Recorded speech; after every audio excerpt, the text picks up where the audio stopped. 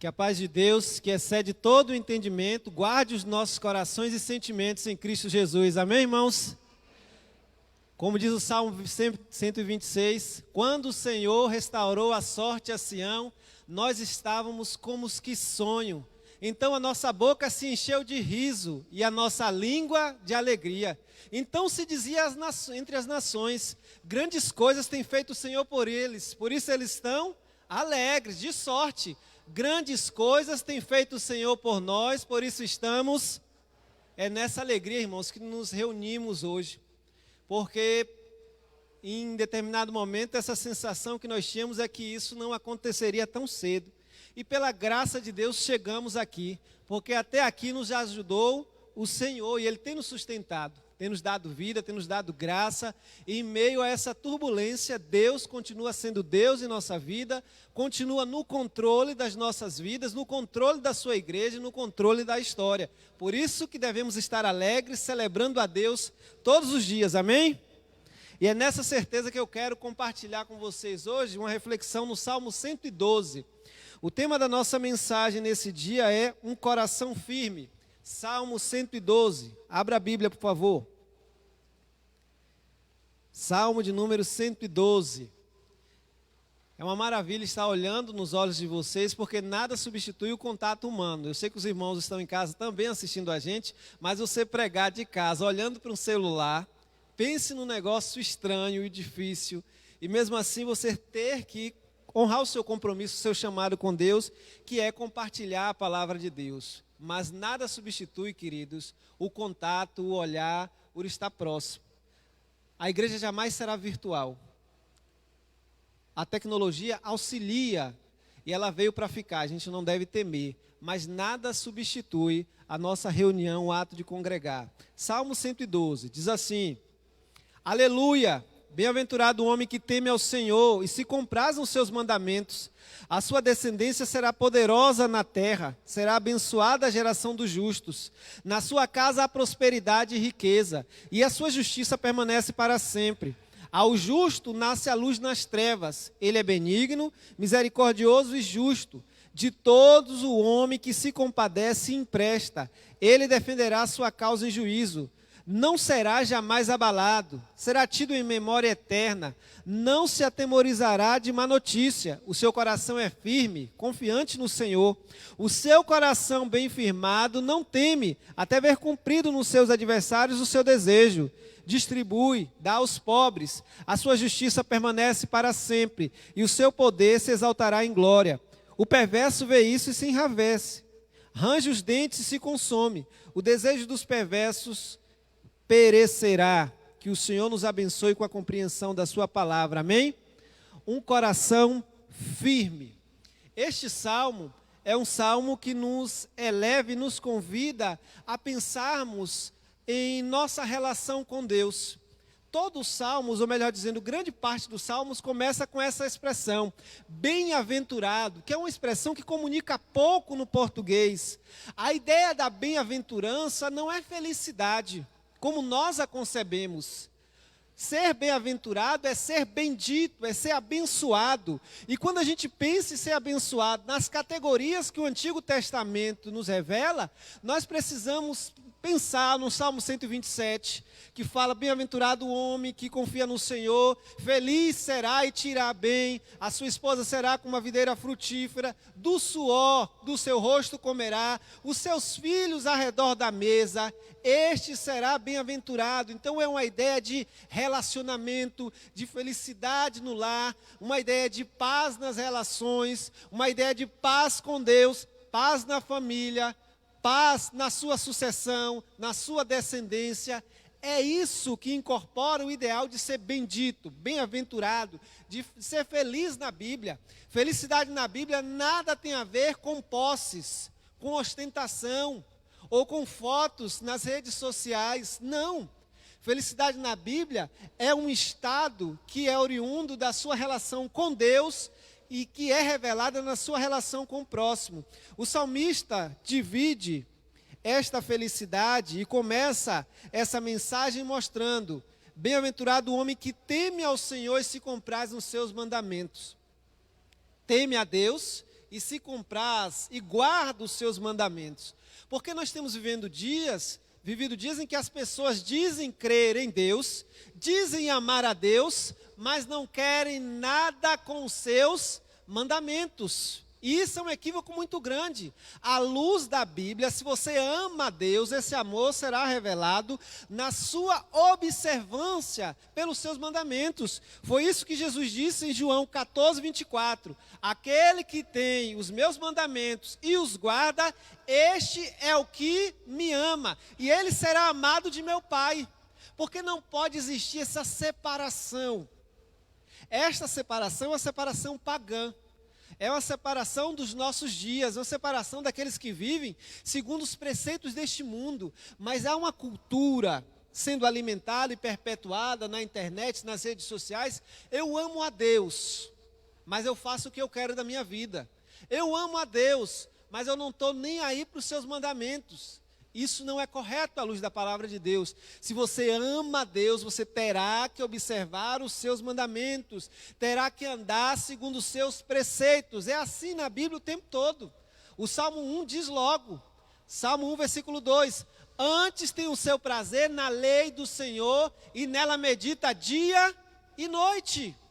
Prazer nos mandamentos de Deus, prazer na sua palavra. Esta pandemia e este distanciamento, esse afastamento do culto congregacional, do ajuntamento coletivo, ele tem revelado onde nossas raízes estão. Quais são os alicerces da nossa vida espiritual. Porque aqueles que esperavam um domingo para estar aqui, para abrir a sua Bíblia uma única vez na semana, para esperar uma mensagem da igreja para ter alimento espiritual, esse provavelmente vai perecer, se já não pereceu nesse período, porque ele não tem sustentação. A pandemia exigiu de nós algo que nós já temos ouvido continuamente aqui: vida devocional, vida diária com Deus, leitura da palavra de Deus diária, oração diária, para permanecermos firmes na tempestade. E que tempestade, queridos? Que tempestade veio sobre o mundo, porque a vida é assim. Mas aqueles que estão firmados na palavra de Deus resistirão e resistiram. Os casamentos que estão firmados na palavra de Deus resistiram à pandemia. O relacionamento com os filhos, baseado em sua palavra, também resistiram e resistirão a qualquer tipo de crise. Mas se os seus relacionamentos não tinham alicerce em Deus, esses com certeza tombaram e têm tombado. O número de divórcios tem crescido assustadoramente no mundo, não é só no Brasil. Porque o ato de estar junto, no lar, sem poder sair para o trabalho, sem ter as fugas, as rotas de fuga que diariamente nós tínhamos, tem impressionado a muita gente. Por isso o salmista começa: bem-aventurado o homem que teme ao Senhor e se compraz nos seus mandamentos. Quais são as consequências disso? A sua descendência será poderosa na terra, será abençoada a geração dos justos. Uma das preocupações que a Bíblia tem e que nós muitas vezes não temos é com a nossa descendência. É com a transmissão da fé, é com os filhos, é com a nossa geração. O que será de meus filhos? Eu tenho que me preocupar com a vida espiritual desses filhos da minha descendência. Mas aquele que guarda os mandamentos de Deus, a sua descendência será poderosa na terra, será abençoada a geração dos justos, porque uma das coisas que nós percebemos na Bíblia é que aqueles que viveram com Deus, a chance da sua descendência trilhar também com Deus é enorme. É só olhar os patriarcas. Quando Deus aparece a Isaac, ele diz: eu sou o Deus de teu pai Abraão. Isaac não se assusta, Isaac se alegra, porque ele sabia quem Deus tinha sido na vida de Abraão. E se o Deus do pai dele seria com ele, maravilha, bênção, felicidade. Quando Deus em Betel fala com Jacó: eu sou o Deus de teu pai Isaac e de teu pai Abraão. Ele se alegra com isso, porque a descendência do justo será abençoada. Segunda consequência, Na sua casa há prosperidade e riqueza, e a sua justiça permanece para sempre. Aquele que teme ao Senhor e guarda os seus mandamentos, na sua casa há prosperidade. Mas que prosperidade? Não é a da teologia da prosperidade, não é medida pela quantidade de carros que você tem, não é medida pelas fotos que você tem em pontos turísticos do mundo. Não é esse tipo de prosperidade. A prosperidade é ter uma família abençoada, feliz, que se reúne ao redor da sua mesa e você se sente feliz e abençoado, sabendo que todos aqueles são frutos descendentes de você, estão ao seu lado e te amam acima de tudo. A prosperidade na Bíblia se dá na relação do casal, na felicidade no lar. A prosperidade na Bíblia se dá ao redor da mesa, onde há paz, harmonia, felicidade. Isso é prosperidade. O querido pastor Davi Gomes, missionário, ele tinha um programa no rádio famosíssimo, já falecido, dando entrevista certa feita ao pastor Enéas Tonini, pastor da Primeira Igreja Batista em Niterói, um mundo de igreja. Ele falava que, o pastor Fanini falava para ele: olha, pastor Davi Gomes, o senhor tem livros escritos, o senhor tem um programa no rádio, mas o senhor não ficou rico com isso. Ele disse: fiquei sim. Tenho 4 filhos maravilhosos que me amam, tenho netos que alegram minha vida, eu sou um homem riquíssimo. Porque ele entendia a prosperidade segundo Deus e não segundo o mundo. Ele era um homem rico, porque os filhos estavam sempre em sua casa. Ele já era idoso e ele conta um relato nessa entrevista de que uma vez a esposa abriu a bolsa, tinha lá um valor em dinheiro enorme. E ela: você me deu esse dinheiro? Ele disse para a esposa: não, não foi eu que coloquei. Uma das filhas foi lá e deixou um dinheiro para a mãe, para que ela usasse do jeito que ela quisesse. E ele disse então: eu sou um homem feliz, abençoado, porque eu posso me reunir com os meus filhos e meus netos aos domingos e eu me sinto o homem mais rico do mundo. Na sua casa há prosperidade e riqueza, e a sua justiça permanece para sempre. Terceira consequência: ao justo nasce luz nas trevas. Ele é benigno, misericordioso e justo. Ainda que andemos pelo vale da sombra da morte, ainda que experimentemos em nossa vida a noite mais densa, mais difícil, e nós enfrentaremos noites densas, trevas em nossas almas, por diversas situações, tragédias, situações difíceis, crises, doenças. Há dias que são maus, está na Bíblia, ninguém escapa disso, ninguém passa imune, mas a Bíblia diz que ao justo nasce luz nas trevas. Deus vai sempre mostrar um caminho, e ainda que você não veja, Ele vai te guiar. Ainda que eu ande pelo vale da sombra da morte, não temerei mal algum, porque tu estás comigo, a tua vara e o teu cajado me consolam. Ainda que eu ande pelo vale da sombra da morte. Essa é a vereda do justo. A vereda do justo tem como bênção, como diferença da vereda do ímpio, o fato de que é Deus quem te conduz, é Deus quem te guia.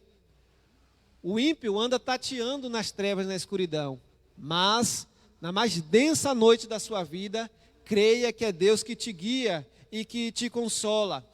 Nesse momento, o salmista então passa a mostrar as características desse homem que teme a Deus, que guarda os seus mandamentos, que é abençoado, que é feliz. Esse homem não é um homem maligno, não é um homem invejoso, não é um homem que planeja e arquiteta o mal contra o próximo. Pelo contrário, ele é benigno, ele é misericordioso, ele é justo, porque o caráter daquele que teme a Deus sempre foi assim. É só ler o Salmo 15. Senhor, quem morará no seu santo monte? Quem estará no seu tabernáculo? Há uma lista lá mostrando o quê? Um homem justo, um homem piedoso, misericordioso, compassivo, benigno.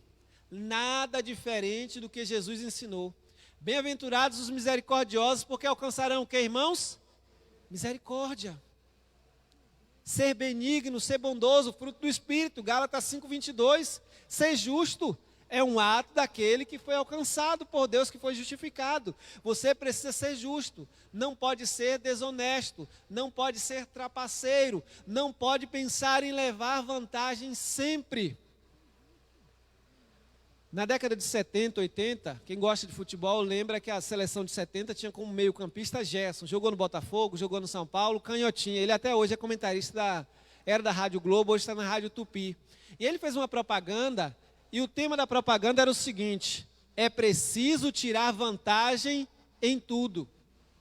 Esta propaganda virou a chamada Lei de Gerson, porque refletia muitas vezes as nossas relações no Brasil. É preciso tirar vantagem em tudo. O justo, aquele que guarda os mandamentos de Deus e que o teme, não pode pensar assim. Mas nós vemos situações difíceis e tristes para o Evangelho de Jesus Cristo, porque em todo escândalo de corrupção, de golpe, você vê os crentes envolvidos também. Neste auxílio, será que você não conhece alguém, membro de uma igreja, que não tinha necessidade de solicitar o auxílio e solicitou? Porque eu conheço. Isso entristece o coração da gente. Porque você está tirando de alguém, você não tem necessidade. Mas como todo mundo está fazendo, eu faço também. Essa é a mentalidade pagã, que não pode ser a mentalidade do cristão. Ele não pode ser ganancioso, ele é justo. Versículo 5. Ditoso o homem que se compadece e empresta, porque ele defenderá a sua causa em juízo. Abençoado você que se compadece, que tem compaixão do outro e empresta, sem usura, sem querer de volta, porque você está emprestando por compaixão. Perceba como a lógica do justo é diferente da lógica ímpia. O crente não pode ser agiota. Primeiro, a agiotagem é crime. Segundo, que o agiota tira vantagem de uma situação difícil, extrema, que alguém está enfrentando. Mas você conhece alguém? É provável que conheça, que empresta praticando agiotagem e acha isso a coisa mais normal do mundo. Não é assim. As nossas relações têm que ser diferentes. Sempre foi assim, desde o Antigo Testamento. Jesus não inventou nada, gente, no Sermão do Monte. Jesus só reforçou e aprofundou a ética que os profetas já pregavam. A minha pergunta e a minha reflexão é que se nós, como igreja, somos quase 50 milhões de evangélicos, praticássemos isso, que sociedade nós não teríamos? Porque se somos 50 milhões, e eu vou forçar um pouquinho a matemática aqui, temos 230 milhões de habitantes, então forçando um pouquinho a matemática, dá para dizer que 1 a cada 5 brasileiros frequenta uma igreja, e se declara evangélico. 1 a cada 5. A minha pergunta é: que diferença isso faz na sociedade? Nenhuma. Nunca se matou tanto, nunca se roubou tanto, nunca se praticou tanta imoralidade, porque nós não fazemos diferença nenhuma. Sabe por que não fazemos diferença? Porque nossas igrejas estão cheias de crentes nominais. As pessoas que frequentam a igreja, que têm até a Bíblia em casa, mas o comportamento dele não é diferente em nada do pagão. Muitas vezes até pior. Então a gente precisa sempre lembrar, ter um coração firme, firmado em Deus, é temer a Deus, é entender as consequências, as bênçãos desse temor, de guardar os seus mandamentos, porque tudo que Deus tem para nós, irmãos, é o seu melhor. Se Deus diz não faça isso, não faça, porque Ele tem o seu melhor para você. Se Ele diz para você fazer algo, faça, porque aquilo, ainda que seja mais difícil, aquilo lhe trará consequências melhores. Se a Bíblia diz para você, não roube, não roube, porque você vai sofrer as consequências disso. Não seja ganancioso, não seja, porque as consequências são difíceis. Não seja maledicente, não seja. Se a Bíblia diz para você que melhor bem-aventurança há em dar do que receber, faça, porque você experimentará uma felicidade que droga nenhuma no mundo é capaz de dar. Porque assim a Bíblia nos ensina, é a palavra de Deus, é a sua vontade revelada para as nossas vidas. Versículo 6, não será jamais abalado, será tido em memória eterna. Um coração firmado não será jamais abalado, irmãos. Nós enfrentamos crises difíceis. Só para compartilhar com os irmãos, de junho, em um período de 2 meses, eu tive que dirigir 2 sepultamentos em minha família. A irmã mais nova de minha mãe teve um AVC e faleceu aos 39 anos. O sepultamento dela, salvo engano, foi dia 25 de junho. Estava sentindo umas dores de cabeça em casa, teve um AVC, 39 anos. Deixou um bebê de 1 ano e 6 meses, irmãos. Uma coisa assim louca. Há 15 dias atrás, minha prima, que também perdeu a mãe muito cedo e foi criada por minha avó, estava vindo ali próximo ao parque de exposições, perdeu o controle no quebra-mola, bateu de frente com o carro. 32 anos, morreu na hora. Não tinha 2 meses de uma para outra. Então você imagine o que é o abalo disso. Quer dizer, eu me lembro quando eu fui dar a notícia para minha mãe disse, a gente mal se recuperou de um golpe, recebe outro. Quando meu cunhado me contou a notícia, minhas pernas oscilaram. Eu falei, meu Jesus Cristo, que loucura. Mas isso é da vida. Nessa pandemia, quantas famílias sepultaram 2, 3 de uma mesma família? É porque a gente sempre acha que acontece com o outro, né? E nunca chega à nossa casa. Nós enfrentaremos dias difíceis, queridos. Mas o coração daquele que teme a Deus é sempre diferente. Ele não será abalado. Ele pode até balançar, mas não cai. Por quê? Porque quem sustenta ele é Deus. Essa é a diferença. Por isso que o salmista está mostrando, não será jamais abalado, será tido em memória eterna. E aqui só uma questão cultural, era importante para o judeu do Antigo Testamento a ideia de memória. Porque ele entendia que ele permanecia, eles não tinham essa ideia de vida eterna, ele permanecia na sua descendência. E quanto maior era a sua memória, maior a sua importância. Então havia uma questão de recompensa, você ser tido em memória eterna, como Abraão, como Isaac, como Jacó, são até hoje homens tidos em memória eterna, viveram há mais de 3.000 anos atrás, mas até hoje são lembrados, falados e pensados. Por isso, esta é uma bênção. Terceiro ponto, irmãos, da nossa reflexão, verso 8, versículo 7. Ele não será jamais abalado, verso 6, no verso 7 diz: não se atemorizará da má notícia, o seu coração é firme, confiante no Senhor. O seu coração bem firmado não teme, até ver cumprir os seus desejos nos seus adversários. Eu quero chamar a atenção do verso 7. Não se atemorizará da má notícia, o seu coração é firme, confiante no Senhor. Uma das coisas que nós precisamos assumir é que ninguém passa imune a algumas situações da vida. Quanto mais cedo você entender isso, mais fácil será para você enfrentar os dias difíceis. Mais cedo ou mais tarde, alguém baterá na sua porta trazendo uma notícia ruim. Alguém de sua família faleceu. Mais cedo ou mais tarde, lamentavelmente, alguém na sua família será acometido de uma doença terrível, difícil. Isso vai te abalar. Mais cedo ou mais tarde, alguém na sua família pode enfrentar um processo depressivo, que isso também vai te afetar. Mais cedo ou mais tarde, você pode ter na sua família algum dependente químico, um primo, um tio, mesmo que não seja da sua família inicial, dos seus filhos, mas isso chega à sua casa também, porque a má notícia chega, e ela chegará na casa de todo mundo, mas aquele que está firme, com o coração firmado, ele não teme a má notícia, o seu coração é firme e confiante em Deus. A má notícia vai chegar, mas você não precisa andar histérico, ansioso, temendo qualquer pessoa que bata a sua porta, porque você confia em Deus. Você sabe que em meio a toda circunstância, Deus continua sendo Deus. Em meio a este caos, a esta pandemia, que já matou mais de 1 milhão de pessoas no mundo, Deus continua no controle da história. Deus continua guiando e orientando. E nos momentos mais difíceis, Deus tem levantado ao longo da história homens piedosos, homens e mulheres poderosos em Deus, que têm edificado a sua igreja e têm avivado a sua obra. Nessa pandemia, um monte de gente está fazendo curso, né? Eu estou fazendo um curso de história da igreja e cheguei no capítulo século XIV. A peste negra, século XIV, XV, matou metade da população da Europa. A peste negra é o que nós conhecemos hoje como peste bubônica, que é transmitida pela urina do rato ou por contato com ratos, porque as condições de higiene eram terríveis. Tem um palácio famoso na França, acho que é o Palácio de Versalhes, que tem 400 quartos, só um banheiro. Então, assim, as pessoas não tomavam banho todos os dias, porque acreditavam que quanto mais você mexesse na sujeira, pior ficava, ia atrair doenças. Então, eram condições sanitárias terríveis. A peste negra matou metade da população da Europa, século XIV e século XV. Mas os precursores da reforma foram levantados por Deus neste mesmo período.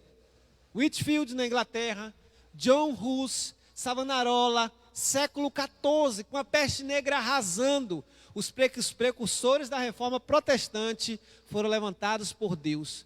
Na mais densa noite, nas trevas mais difíceis, Deus levantará aqueles que o coração está firmado nele e que não teme a má notícia. Esse é o coração firmado, irmãos. Nós conhecemos o hino 154 do cantor cristão, Firme nas Promessas. Esse hino foi escrito por um indivíduo que ele era atleta e recebeu um diagnóstico de uma doença no coração terrível. Ele ia provavelmente morrer.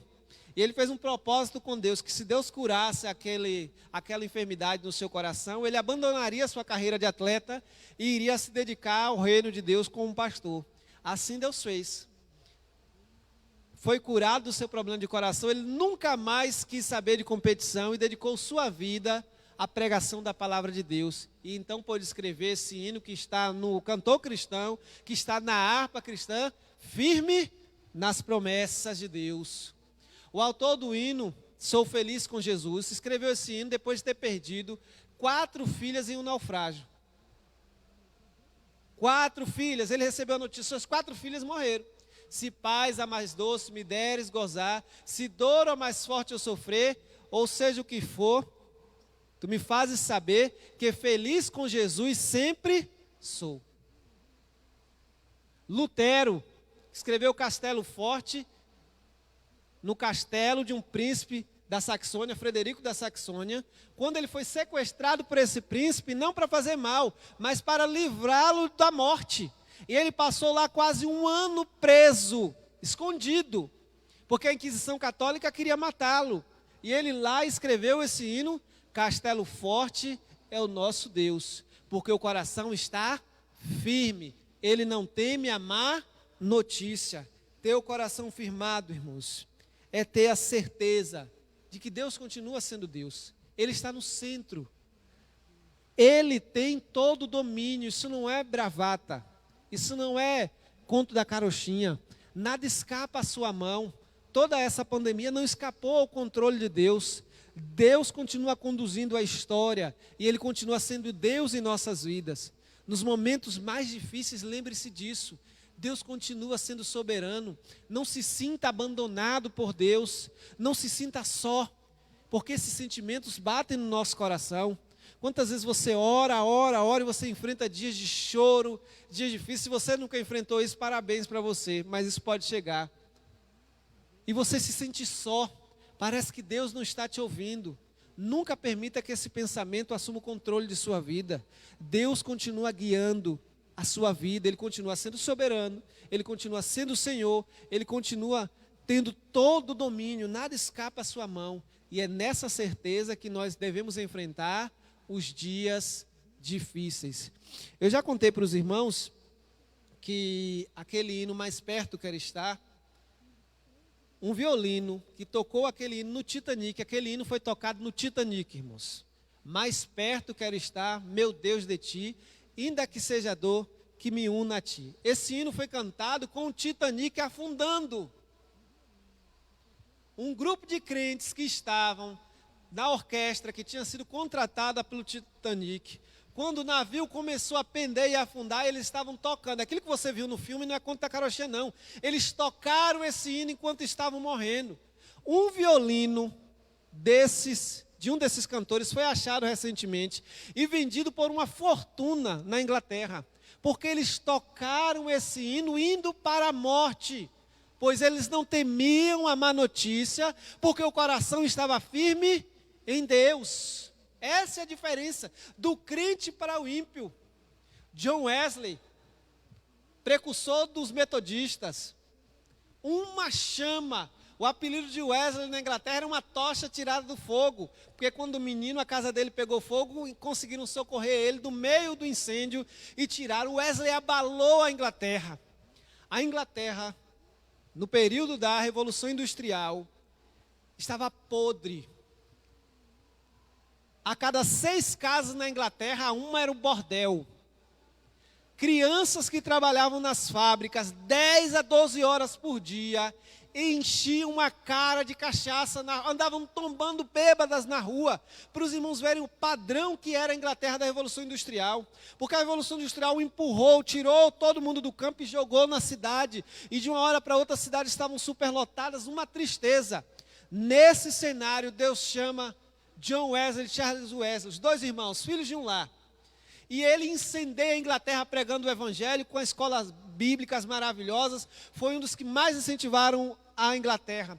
Até os historiadores seculares dizem que a Revolução Francesa, que foi aquele banho de sangue, deveria ter acontecido na Inglaterra, mas quem salvou a Inglaterra daquele banho de sangue foram os irmãos Wesley, com avivamento. Wesley era pregador, já pastor de igreja, mas Wesley narra a sua conversão em uma seguinte situação. Ele pegou um barco, salvo engano, estava indo para os Estados Unidos pregar lá, e ele já pregava, já era conhecido. O barco enfrentou uma tempestade, meus irmãos, começou a sacudir, que todo mundo dentro pensou que ia morrer. O Wesley se desesperou ao ver aquilo. Quando ele olha para o lado, estavam os irmãos morávios, que era um grupo de missionários que viviam na região que hoje é a Alemanha. Quando ele olha para os irmãos morávios, os irmãos estão firmes, louvando a Deus. Naquele momento ele descobriu que ele não tinha se convertido coisa nenhuma, porque ele ainda era um pagão em seu coração. Relato dele, quando ele viu a confiança e a firmeza daqueles outros, ele disse: eu não sou nada. Então ele pediu a Deus que mudasse o coração dele. John Wesley, um dos ícones da história protestante no mundo, porque os irmãos morávios estavam convictos de que Deus continuava no centro e que estava à sua espera. O resultado foi que o barco não naufragou, eles conseguiram seguir o caminho, e Wesley viu que não tinha nada de conversão em sua vida, que ele era meramente nominal. Não se atemoriza das más notícias, o coração é firme e confiante no Senhor. Versículo 9, ele continua mostrando as características. Distribui, dá aos pobres, a sua justiça permanece para sempre, o seu poder se exaltará em glória. Meus irmãos, isso é algo importantíssimo que a gente nunca pode deixar e esquecer. A minha relação com Deus, ela se revela na minha relação com o meu próximo. Foi por isso que Jesus fez essa junção nos mandamentos. Ama teu Deus de todo o coração, com toda a tua força, de toda a tua alma. E o segundo é semelhante a este: ama ao próximo como a ti. Quem é meu próximo? Jesus conta a parábola do bom samaritano. É por isso que João diz: se você diz amar a Deus e odeia o seu irmão, você é mentiroso. Por isso que a ética dos profetas, os profetas censuram a nação de Israel, quando muitos diziam templo do Senhor, e os profetas diziam: vocês vão ao templo, sacrificam, mas vocês estão negligenciando os direitos dos vulneráveis no Antigo Testamento. 4 eram as pessoas ou os grupos que formavam os vulneráveis: viúvas, órfãos, pobres e estrangeiros. Pode ler nos profetas. Os 4 grupos mais vulneráveis da sociedade do Antigo Testamento eram esses. E havia toda uma preocupação bíblica, que muitas vezes nós parecemos esquecer, com as viúvas, com os órfãos, com os pobres e com os estrangeiros, ou com uma palavra melhor traduzida hoje, com os imigrantes. Porque na perspectiva bíblica, eu tenho que me preocupar com a necessidade do outro. Por isso ele diz: distribui, dá aos pobres. Isso que o pastor acabou de falar, que nossa igreja, graças a Deus, tem feito de forma maravilhosa, é um mandamento do Senhor: cuidar da necessidade do outro, dar-lhe voz de comer. Eu não posso ficar feliz em ter minha despensa cheia, enquanto eu sei que o meu vizinho está passando fome. Isso tem que cortar meu coração. Eu não posso me alegrar com isso. Eu não posso ter felicidade em que as pessoas estejam enfrentando situações difíceis. E uma das coisas que nessa pandemia tem me causado, trazendo um mínimo de esperança, é que eu vejo uma maior preocupação social com os mais carentes. Isso tem me alegrado. Eu espero em Deus que continue assim. Isso tem me trazido muita felicidade. O envolvimento das igrejas nessas causas. Ele distribui e dá aos pobres. O ímpio vê isso e se enraivece, mas o desejo do perverso perecerá. Por isso, teu coração firme, irmãos, na palavra de Deus, é guardar os seus mandamentos, é ter a certeza de que Deus continua no centro, é ter o coração firmado em Deus, ainda que as adversidades batam, e tudo isso é revelado na nossa ética para com o próximo. Nesses dias que temos vivido, de crise, de incerteza, de muita necessidade, nós precisamos continuar crendo que Deus continua no centro, e que Ele quer que nós sejamos, Deus quer que nós sejamos as suas mãos e os seus braços aqui na terra. Eu vi isso há muito tempo atrás. Os pés e as mãos de Deus na terra são os pés e as mãos da sua igreja. Que Deus nos abençoe, nos dê graça e fortaleça o nosso coração. Amém? Vou pedir ao nosso pastor que esteja orando aqui por nós e encerrando o culto.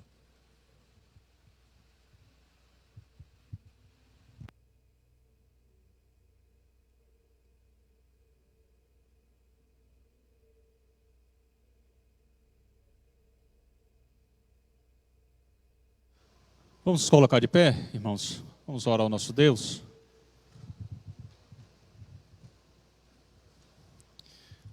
Nosso bondoso Deus, nosso Pai, nós te louvamos pela vida do teu servo, pela palavra ministrada aos nossos corações, por tua graça, por tua bondade.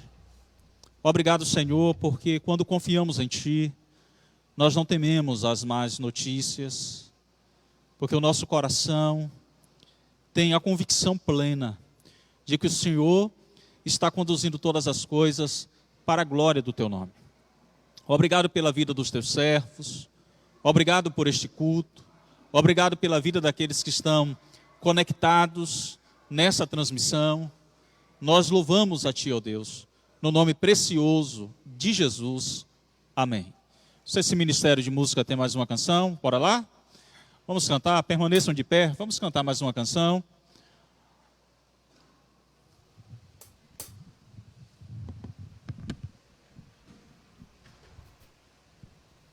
Vamos continuar ainda aqui no nosso culto, louvando a Deus.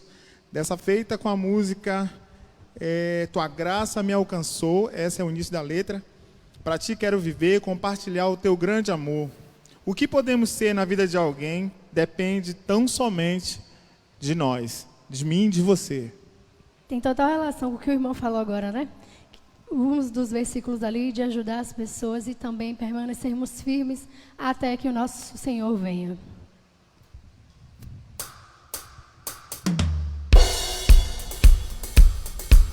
Esse hino os irmãos já conhecem, é bem antigo, então vamos cantar com alegria.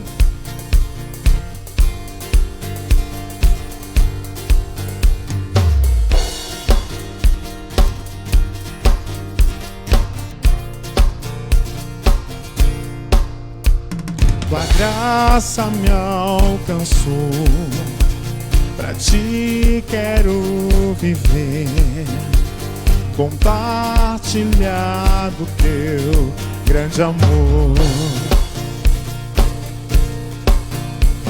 O que podemos ser na vida de alguém depende tão somente de nós. Se eu não for, quem irá? Se eu não estender a mão, quem o fará? Me envolver, me entregar e dizer ao mundo que Jesus voltará, até que Ele venha, até que Ele venha. Cristo a esperança que ao mundo vou levar, até que Ele venha, até que Ele venha. Ele é a razão que nos continuar. Graça me alcançou, pra ti quero viver, compartilhar do teu grande amor. O que podemos ser na vida de alguém depende tão somente de nós. Se eu não for, quem irá? Se eu não estender as mãos, quem o fará? Me envolver, me entregar e dizer ao mundo que Jesus voltará, até que Ele venha, até que Ele venha.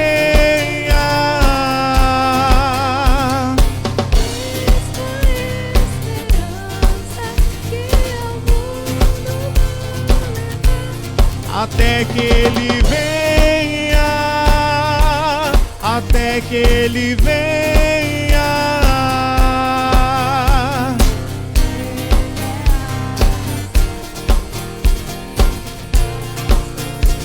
Uma vez, até que Ele venha. Toda a igreja.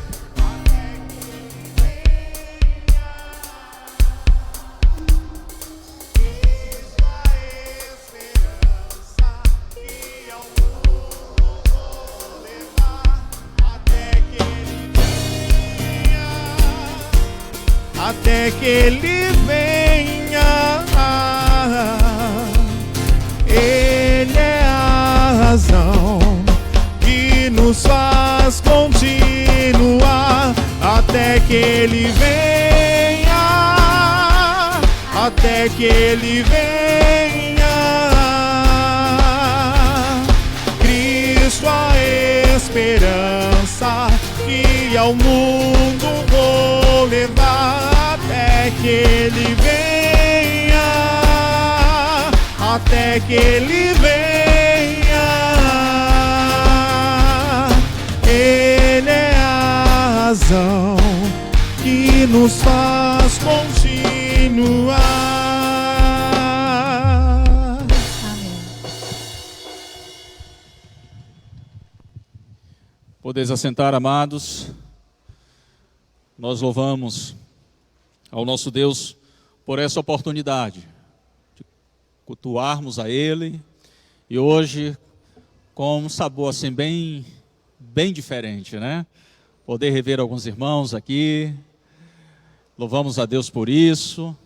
À noite estaremos cultuando ao Senhor a partir das 18h30, pelo menos ainda este mês de outubro estaremos à noite às 18h30, e a partir de novembro voltaremos para o nosso horário da noite de sempre, que é às 18 horas. Mas hoje, às 18h30, estaremos cultuando ao Senhor, adorando ao nosso Deus. Queremos agradecer a presença de todos os queridos aqui conosco esta manhã.